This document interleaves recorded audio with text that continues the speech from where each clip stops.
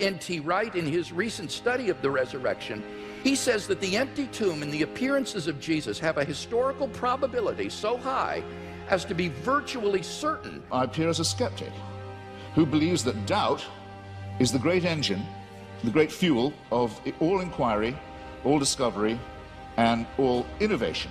We are not designed as creatures, but that we evolved. Any doubts that I would have about the theory of biological evolution would be not biblical, but rather scientific.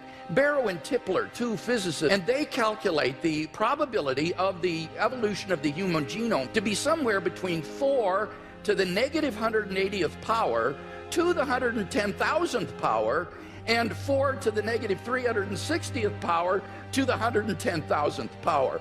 So if evolution did occur on this planet, it was literally a miracle, and therefore evidence for the existence of God. Well, as you will recognize, ladies and gentlemen, there are some arguments I can't be expected to refute or rebut because there's no way around that argument. In one sense, you've got to feel a little sorry for the atheist. He can't really follow the evidence where it leads. His presuppositions determine the outcome. Do you have any arguments leading to the conclusion that God does not exist? I find all the arguments in favor to be fallacious or unconvincing. But he doesn't really give an argument against God's existence. Indeed, he seems to suggest that's impossible. I want to invite Mr. Hitchens to think about becoming a Christian tonight. All of the evidence tonight has been on one side of the scale.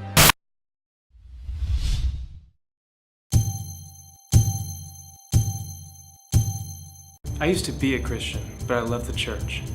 Most Christians I've come across are really ignorant, but William Lane Craig made the greatest case for a creator I've ever heard. I'm starting to wonder if maybe God does exist. After watching this debate, I went from not believing in God to not knowing anymore. I have a great home church that I can tell you I've heard more reasons for my faith here and in watching that debate than I've heard in 10 years at my church. This sort of material has to be presented in church. I wonder if we can set up a conference with someone like Dr. Craig to teach this stuff.